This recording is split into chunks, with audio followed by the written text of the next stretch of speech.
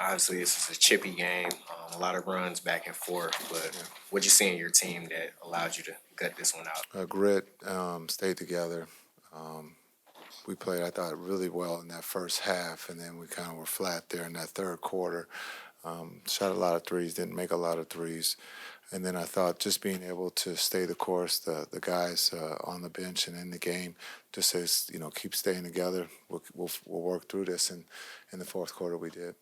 Naji was really active there in the fourth quarter. Just, I guess, what contributions does he make tonight? Yeah, I think of late, the second halves have been great for him. He's been really playing at a high level in the second halves. And so we got to look at why we can get him going a little earlier. But the second half, he's been great on both sides of the ball, offensively being able to play make, also knock down threes, and then on the defensive end being able to guard and then help us rebound.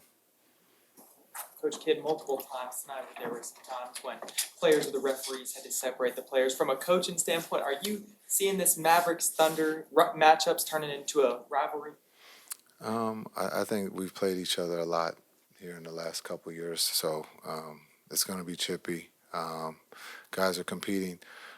Oklahoma City is a really good team. They're well coached, and they're playing really good basketball right now. And so it's just what it is. We played them in the playoffs. It was chippy then. It's chippy during the regular season.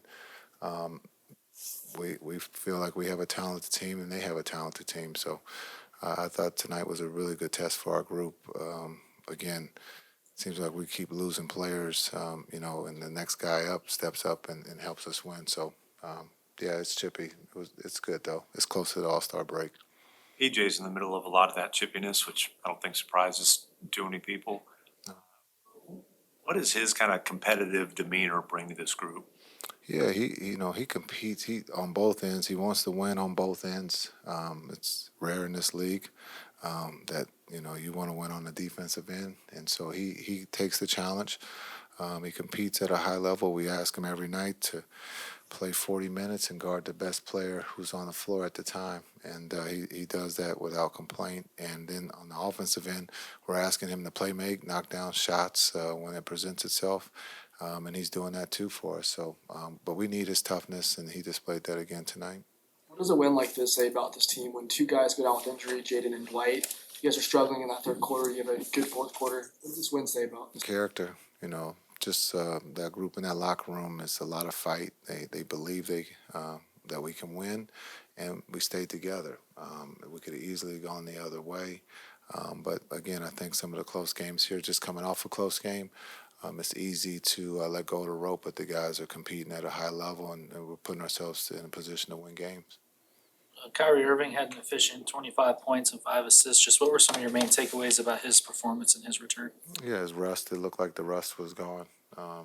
After that Denver game, I thought he was kind of back to his rhythm, his flow, and I thought he accepted the challenge of being denied and getting his teammates to play. And again, I thought those guys did a great job of when the ball touched the paint to be able to knock down shots or play make for others tonight. And so, but I thought Kai's flow was really, really good tonight. Coach Kidd, with this matchup against the Thunder, what about it do you think brings out the best of P.J. Washington? You're going to have to ask him.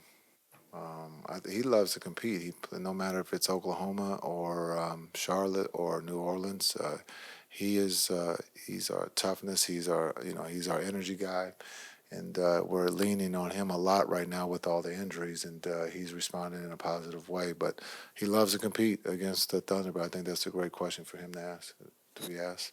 Coach, is there an extra chip on your shoulder after the close game with New Orleans recently? No chip.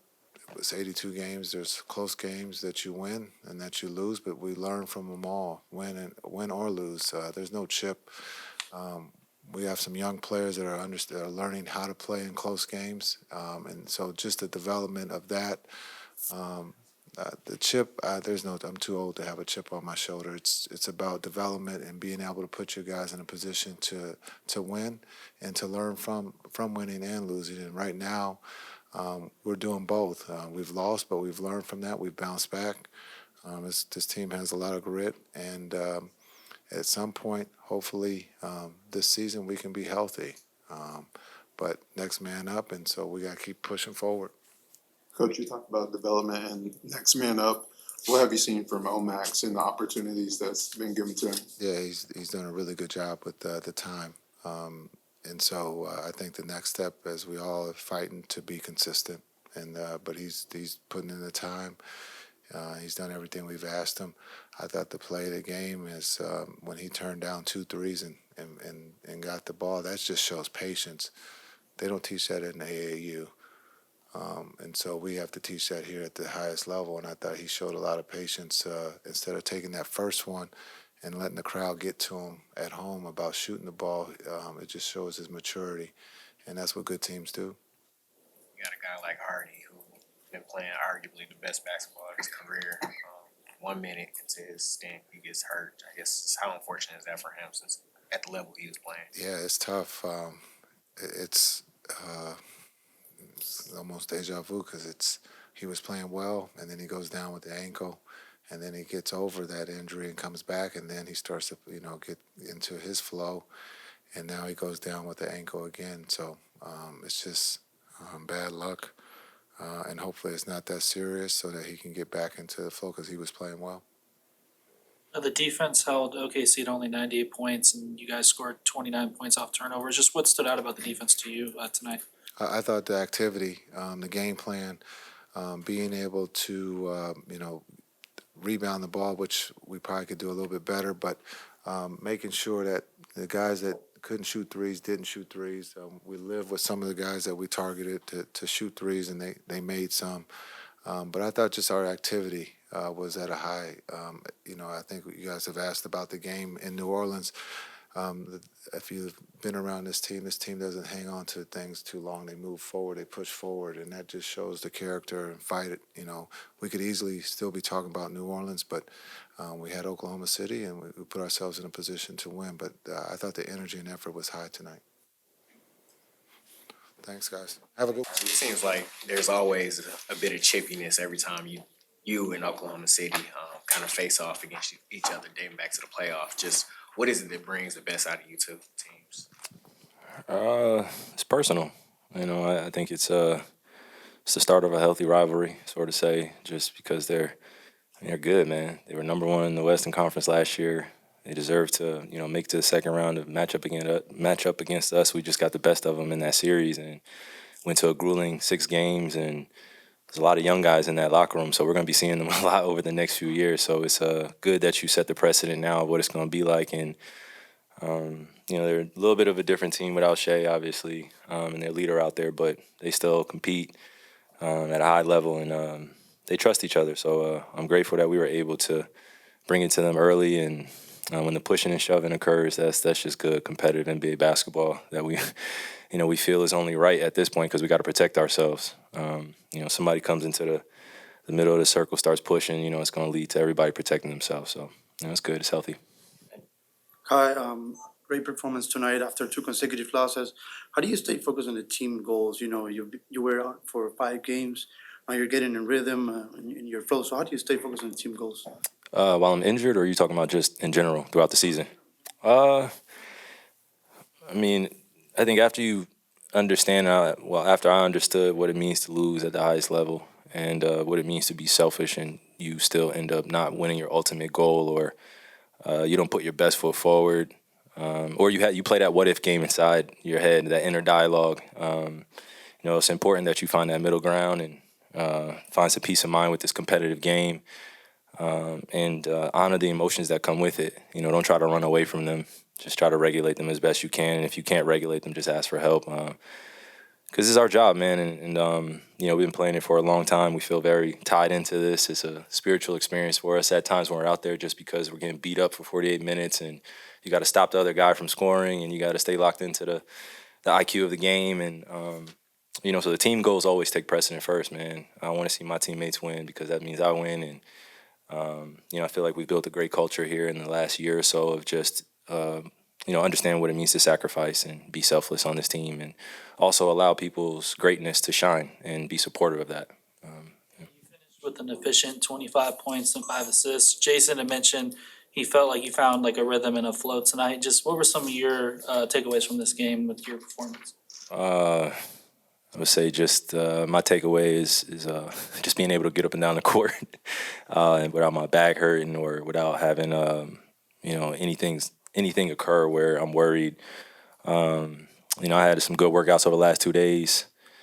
It was really tough for me even after last game. That's why I was saying just regulating my emotions, just coming back and playing against Denver, and I didn't have that extra push in the reserve tank, or I didn't have that extra energy, and that bothered me after the game. And I left out of there, kind of wondering just how I can be better for my teammates, be a better leader, and also take some pressure off myself. We're in a very peculiar time, unique time in the season. We've caught the injury bug very bad, and guys are going down left and right. So that adds on to some of the stress levels, but it's also healthy to, again, just admit that you're going through it, talk to your support system, talk to your teammates, let them know you need help, and just focus on the game itself and playing the best you can.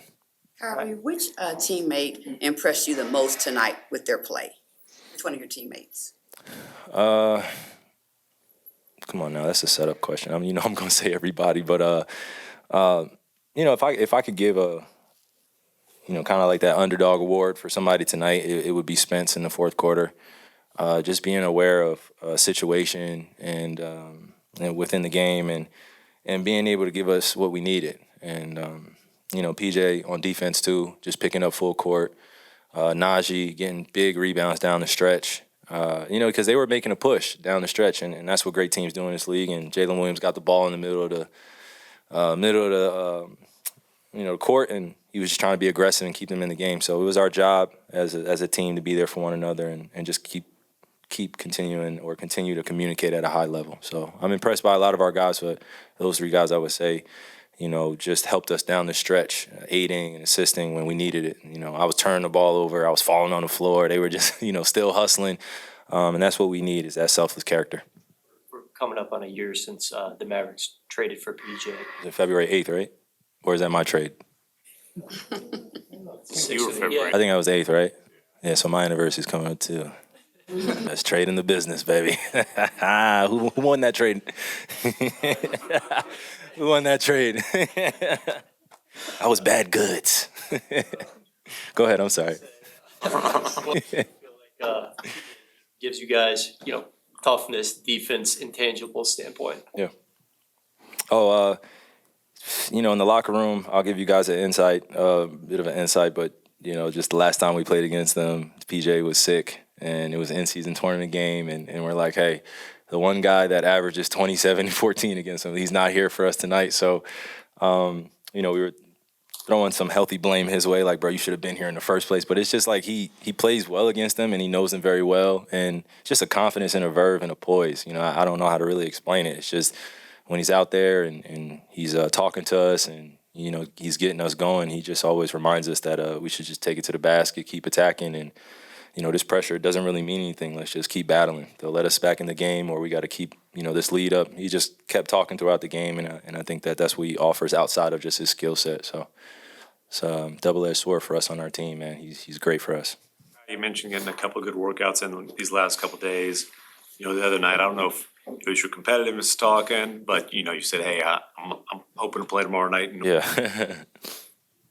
The next day, did the back not respond as well as you hoped, or were you overruled, or kind of what happened there? It was a combination of all those things, man. I don't want to get too far into detail about it, but it was a collaborative decision. I'll say that because of just my competitiveness, having to scale that back, time in the season, situation, circumstance, and it's been a tough January for us. So I was speaking from an emotional place. I'm sorry if anyone at home kind of was confused by that. But in the NBA, we have a protocol. There is a certain step-by-step process that goes on, and it's important that they have my best interest for me as well and kind of scale me back, and that's what happened. So it was a bit of an overruling, but at the same time, it was them having my best interest, and that's the perspective I saw it from. So they were just telling me, hey, like, take this day off, use these next 2 days, go in the weight room, do what you have to do. But yeah, it was a goaltending, and we had that game in our hands, and it just didn't work out well for us. But at the same time, I got to trust our training staff and just continue to tread in the right direction so I don't have a lapse in a way where I'm out and I have to get surgery, man. Like that's the other side of this is like if I keep playing and something else happens, then I don't know if surgery's on the other side of it, but it's a possibility, and I'm not trying to even worry about that, man, or even think about that or manifest that. So I'm praying for health for all of us, and I'm grateful for our medical staff and our coaching staff for trusting what's going on, man, because we all felt it the other night, emotionally. Just losing that game the way we lost, and me coming out and speaking as a leader, I should have just scaled back. So, As you said, you'll be dealing with this. How are you feeling physically right now? How do you kind of feel about just the process of managing this? I feel a lot better. Man. I was fully at peace with my game tonight, and just cardiovascular wise, just when you don't get a chance to work out as hard as you would like and have to rest and you come back in, it takes a little while to get the tread going a little bit. And again, it's a new experience for me with this injury or things going on like that. So I'm taking my time and just remaining patient. But I'm not, again, I said that the other night, but I'm not too worried, but I know the maintenance that it takes to make sure that I'm good, I have to continue that. Kyrie, you've got a young guy like Jaden who's fighting to stay consistent. I know everyone going through injuries is an individual journey, but what's something that you can kind of give him as he's kind of... You said? Oh, Jaden. Yeah. Yeah, as you've something that you can impart on him trying to battle that injury. Try not to give him the same metaphors and phrases. This is just part of what happens, and just be there for him. Our young guys, deal with their emotions in a particular way, and it's my job as a leader to give them their space and support them from the outside and be there for them in vulnerable moments and be willing to listen when they want to speak. But outside of that, it's just maintaining a great mental frame of mind and being willing to do the extra work that it takes now. Injuries suck, man. Injuries are just terrible, especially in sports, because you want to see the best players playing 100% healthy, and you're not going to get that every night. But for the majority, the pros, the real professionals in our league, are always willing to sacrifice their time to do the little things to prepare and be at that high level. So he's falling right in line, and I'm grateful that we have a lot of guys in that locker room too that have gone through traumatic injuries. And I've had 3 knee surgeries, shoulder surgery, 2 hand surgeries.